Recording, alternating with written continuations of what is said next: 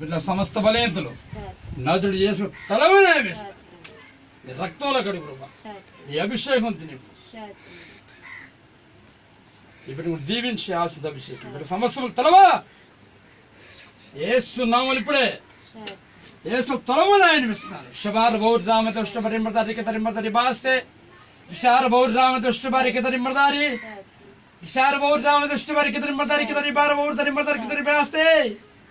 ఓ నా ప్రియ కుమార్తె, ఓ నా ప్రియ కుమార్తె, ఇదిగో పరలోకము నుంచి నా దర్శనాస్తము నీ మీదకి నీ కుటుంబం మీదకి వచ్చినది.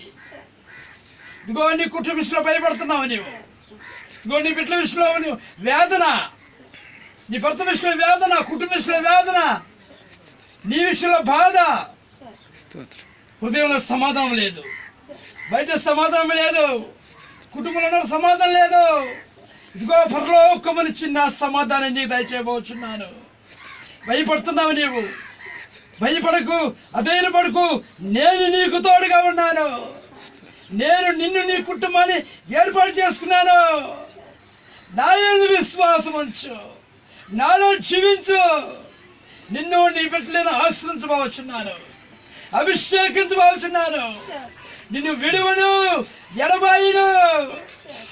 కొన్నిసార్లు ప్రభా నా వైపు చూస్తున్నావా లేదా ప్రభు అని చెప్పి అనేక సార్లు ప్రార్థన చేశావు, కన్నీరు కార్చావు. నీ కన్నీటిని నేను చూచున్నాను, నీ ప్రార్థనలు అంగీకరించున్నాను. ఇదిగో నేను విడువను, ఎడబాయను.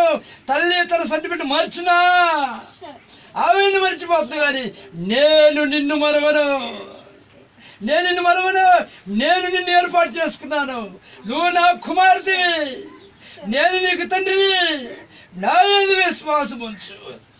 ఇదే ఇదే పరిశుద్ధాత్మని వాక్కు. స్తోత్రం స్తోత్రం.